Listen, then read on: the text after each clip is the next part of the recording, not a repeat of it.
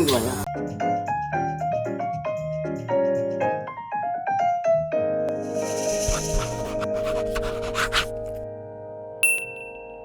하나님께서 초창기에 이루신 역사를 돌이켜보면 아침 모임에 정말 그 말씀으로 은혜를 많이 주셨거든요. 이제 한국말을 잘하는 중국 자매님이 있었어요. 성경을 읽어보지도 않은 그런 자매님인데 아침 모임에 한 번, 두 번 나오고 말씀을 듣는데 너무 이제 기쁨으로 받는 거예요. 그러더니 어느 날은 이렇게 눈물을 흘리더라고요. 그래서 아니 말씀을 알아듣는 건가? 왜 울지? 어떤 말씀에서 은혜를 받았나 하고 물어보니까 말씀을 들으면서 하나님께서 자신을 오랫동안 기다려주셨었고 여러 가지 방법으로 자신을 하나님께 불러주셨는데 그거를 깨닫지 못했다가 이제 말씀을 들으니까 이제 하나님께서 참 많이 기다리셨다라는 그 마음에 눈물을 흘리면서 그 부르심을 영접하고 그 말씀 공부를 꾸준히 했던 그 자매님이 있었어요. 그렇게 하나님께서 초창기에 이상하게 예비하신 자들을 한 사람씩 모이게 해주시는 거예요. 한 우크라이나 자매님은 피아노 치는 자매님이었는데 교회를 많이 찾아다니고 있어서 2년 동안 찾아다니다가 마음에 맞는 모임이 없어서 이제 혼자 온라인으로 예배를 참석하면서 이렇게 있던 자매님이었는데 그 예배에 초청을 받아서 이제 처음 왔었는데 그때 마음에 찾았다 이 마음을 하나님께서 주셨다고 그 뒤로 말씀 공부 꾸준히 하면서 이렇게 신앙생활 했던 자매님들 정말 우연치 않게 군대 입시하러 왔다가 그 몇 다리를 건너서 아는 그 분의 소개로 정말 저희 집에서 머물고 입시하는 동안만 있으려고 했던 그 자매님도 목사님의 자녀이고 이런 분이 있었는데 그 분도 2달 동안 입시 준비하고 있으면서 저희 아침 모임에 참석하게 되고 그러면서 부르심을 영접해서 정말 한국에 갔다가 다시 준비해가지고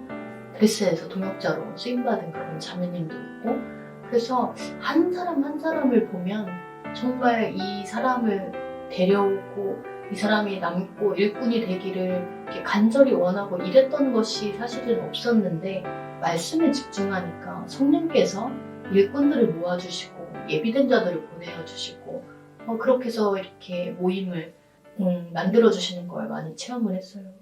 초창기에 직장 생활을 해야 하나라고 고민하고 좀 기도를 하고 있을 때 하나님께서 이제 한 자매님을 보내주셨잖아요. 그 자매님을 섬길 때에 이 자매님이 뭔가 열정도 되게 많고 이래서 좀 더 큰 교회로 갔으면 좋겠다라는 거기서 섬겼으면 좋겠다라는 마음으로 사실은 기도를 했었거든요. 그리고 이제 나는 하던 대로 독일 양들 섬기고 이렇게 했었는데 기도할 때에 하나님께서 친구를 위하여 목숨을 버리면 그보다 더 큰 사랑이 없나니 이 말씀을 주시는 거예요.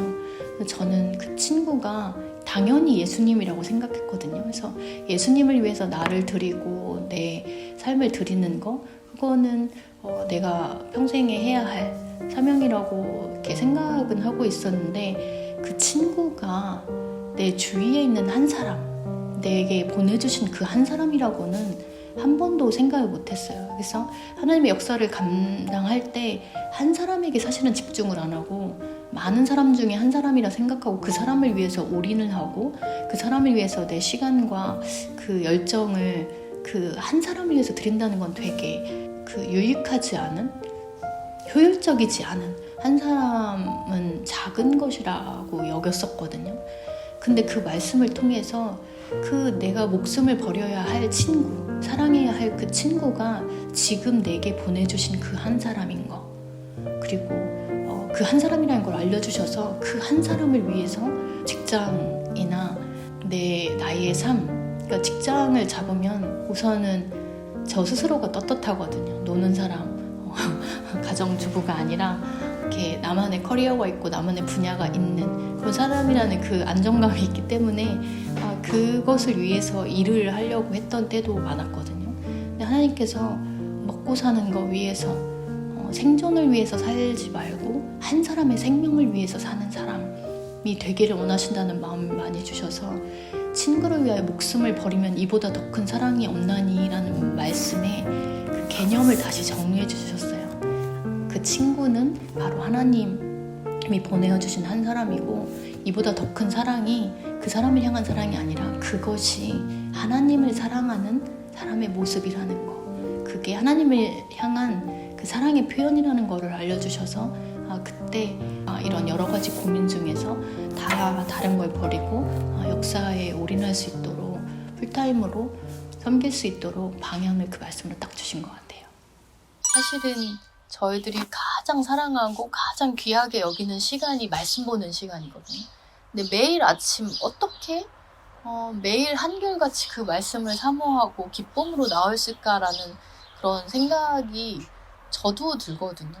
근데 신기하게 그 시간이 너무 기다려지고 너무 행복하고 그 시간을 정말 뭔가 해야 하는 의무라고 생각한 적이 한 번도 없을 만큼 그 아침에 일어나서 양식 말씀을 보고 기도하는 그 시간을 너무 행복하게 해주셨고 또 그 말씀을 나누는 아침 양식 시간이 너무 행복하게 해주셨어요. 그래서 정말 그 양식 말씀을 통해서 그날그날 제게 해주시는 말씀이잖아요. 이 시간이 너무 귀한 줄 그 동역자들이 아니까 공연이나 이런 일이 있어서 참석하지 못할 때는 보이스톡이나 어떻게든 전화로라도 참석하고자 하고 녹음을 해서 그거를 단톡방에 올리고 이렇게 해서라도 참석하는 그 정도로 말씀을 사모해서 제가 해야겠다 한 게 아니라 그들이 요구하고 그들이 해달라고 해서 이제 하기 시작한 건데 이렇게 말씀 사모하는 사람들이 있으니까 정말 저는 더 말씀을 더 깊이 묵상하게 되고 또 그걸 써서 이제 다른 동역자님들 아는 분들한테도 이런 메모를 한 것들을 보내드리는 거, 그것이 사실 저의 삶에서는 매일 식사를 하고 매일 잠을 자듯이 그 맨날 하는 그런 습관이 됐어요. 근데 그게 너무 좋은 습관이 되어서 그거를 놓칠 수 없는, 그거를 내가 해야지 하고 억지로 하는 게 아니라 정말 새벽에 한 번도 알람이라는 거를 맞춰놓고 자거나 이런 게 아니라 그냥 눈 뜨면 기도하고 그 말씀 보고 쓰고 이런 생활 습관을 하나님께서 만들어주셨어요. 원래 이렇게 성실하거나 부지런하거나 그런 사람이 아닌데 말씀에 대해서만큼은 이런 마음을 주셨고, 한 목자는 또 말씀 전하는 축복을 나누고 싶지 않다고 해서 그 일이 많음에도 불구하고 주일 메시지 전하는 건 자기가 그 축복을 쟁취하고자, 그래서 한 목자 혼자 그 매일 주일 말씀을 전했었거든요. 말씀 공부는 다 제가 하고 말씀 주일 메시지는 한 목자가 전하고, 근데 재작년부터는 한 목자가 너무 일이 많아져서 저하고 한 목자하고 둘이 번갈아 가면서 매주 주일 말씀을 더 전하고 있고요. 저희가 말씀을 묵상하면서 하나님이 더 가르쳐 주신 것이 기도에 대한 중요성을 많이 가르쳐 주셨어요. 그래서 저희가 같이 일주일에 한 번 저녁 때 같이 기도하는 모임을 갖자라고 해서 금요일 저녁에 또 합심 기도하는 모임, 그 성전 안에 불 꺼놓고 음악 틀어놓고 각자 자리에 앉아서 그 기도를 하는, 그리고 이제 나중에 그 기도한 것들을 나누는 그런 시간을 갖게 되었어요. 작년 2월달 정도 그 양식 말씀이 출애굽기 말씀, 믿음 전투 말씀이었거든요. 근데 그 말씀을 통해서 사실은 너무 은혜를 많이 받았어요. 정말 전쟁의 승패는 군대에 있거나 어떤 다른 것에 있는 것이 아니라 기도하는데 합심 기도에 전쟁의 승패가 달렸다라는 걸 너무 확신을 주셔서 우리가 기도를 더 해야 되겠다라는 마음을 주셨어요. 그래서 그 다음 날부터 사실은 매일 저녁 기도 모임을 시작했어요. 그래서 그 이후로는 지금까지도 매일 저녁 8시 반이면 그냥 센터 문은 열려 있고 아무나 와서 원하는 만큼 기도하고 자유롭게 돌아가 있어요. 이 기도를 한 뒤로는 정말 얼마나 많은 기도 제목들을 주시고 또 얼마나 그 기도했을 때 하나님께서 들어주시고 이루어주시는 그걸 많이 체험하게 되고, 이 시간이 얼마나 우리를 강성하게 하는가, 마음의 말씀을 단련해 주시는가를 정말 깨닫고 작년부터 정말 매일 8시 반만 되면 기도하러 모이는 거예요. 사람들이 정말 눈이 와도 비가 와도. 기도 모임 시작한 뒤로는 1년에 800번을 보는, 일주일 하루에 2번씩 얼굴을 보게 되고 이렇게 되니까 정말 신기하게 그렇게 자주 보는데 정말 그 은혜가 끊이질 않고 서로 지켜가지도 않고 예수님 안에서 너무 좋은 동역자들로 성장하고 서로 기도해주는 동역자고 서로 정말 말씀편에서 바라봐주고 교제할 수 있는 동역자들로 성장하게 해주셔서 정말 그 내공 있는 그런 모임이 되게 해주신 게 너무 감사했어요. 정말 많은 사람들이 있고 정말 예술가들이 많으니까 많은 일들을 겪는데 그 과정에서 한 번은 정말 감당하기 어려운 사람이 있었어요. 정말 그 사람을 감당하는 게 너무 힘들다고 여겨져서 정말 하나님께서 간절히 기도하고 어떻게 이럴 수 있는가, 어떻게 내가 이런 사람을 영접하고 섬길 수 있는가라는 기도를 정말 하나님께 간절히 할 때 하나님께 주셨던 마음은 요한복음 3장 16절을 주시면서 하나님이 세상을 이처럼 사랑하사 독생자를 주셨으니 하는데 그 하나님이 사랑하신 이 세상의 모습이 되게 사랑받을 만하고 아름답고 정말 신실하고 충성스러운 그런 사람들의 모인 세상이 아니다라는 걸 알려주시면서 하나님이 사랑하신 그 세상, 독자라도 아끼지 아니한 세상의 모습이 바로 이런 사람들의 모습이다라는 걸 알려주시면서 이런 세상을 내가 독자도 아끼지 아니하고 사랑하셨다 그걸 알려주시면서 그래서 저도 사랑해주셨고 저와 같이 정말 사랑하기 힘든 사람, 품기 힘든 사람도 사랑해주셨고 그렇기 때문에 저도 이 사람들을 품어야 한다라는 걸 알려주셨어요. 그래서 그 사랑, 하나님이 사랑하신 세상의 모습이 바로 이런 모습이다라는 걸 아니까 너무 힘들어서 이런 사람을 감당하기가 어렵다라는 그 기도가 사실 사라졌어요.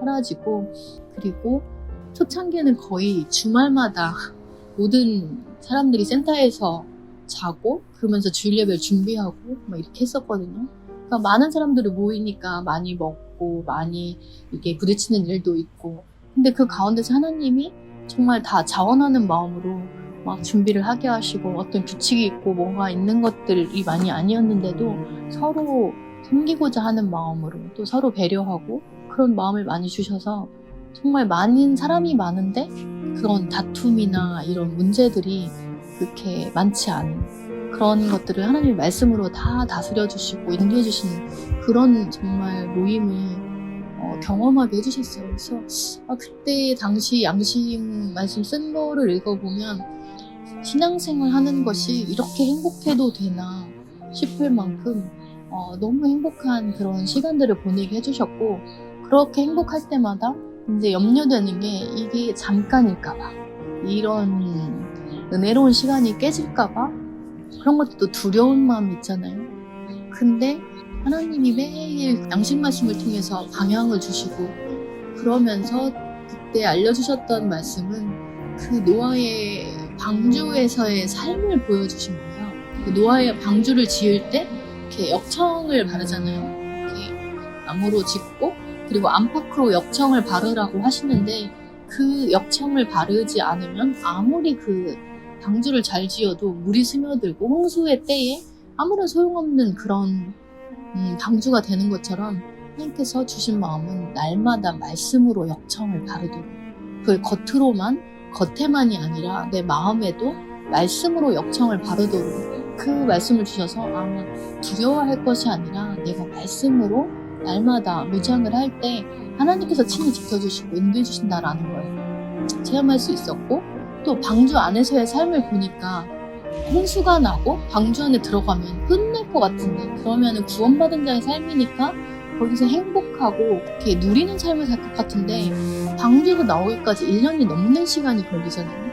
근데 방주 안에서의 삶을 생각해보니까 정말 냄새나는 짐승들과 함께 거하고 배는 흔들리고 햇빛은 못 보고 뭐 신선한 음식도 못 먹고 그런 시간들을 보낸 게 바로 구원받은 자의 삶. 그 홍수에서 건지심 받은 자들의 삶이 그 모습이라는 걸 알려주시면서 우리의 신앙생활이 왜 예수님을 믿는데 왜 순종하는데 왜 투쟁하는데 이렇게 어렵고 힘든 일들이 계속 있을까라는 그 생각 자체가 방전에서 삶이 이런데 우리가 굉장히 에덴 동산만 꿈꾸고 예수님을 믿으면 말씀 안에 거하면 모든 일이 잘 되고 승승장구할 것 같은 그런 착각 속에 있었구나라는 것을 아니까 이 사람들하고 부딪히고 여러 가지 사건들이 있고 많은 일들이 있는 이 삶 자체가 너무 당연한 거예요. 너무 당연한 건데 그걸 이상하게 여겼다는 것 자체가 되게 잘못 생각하고 있었구나라는 거를 많이 알려주셨어요. 그래서 사람들하고 있는 그런 일들, 여러 부딪히는 일들, 그런 것들이 이상해서 뭐가 문제가 있어서 이런 것이 아니라 이것이 삶 자체인 것, 이것이 방주 안에서의 삶이란 걸 알게 되면서 그런 삶에 대해서 굉장히 자연스럽게 그걸 용접하게 되고 그때마다 말씀으로 이렇게 안팎을 칠하는 그런 삶을 살게 해주신 것 같아요.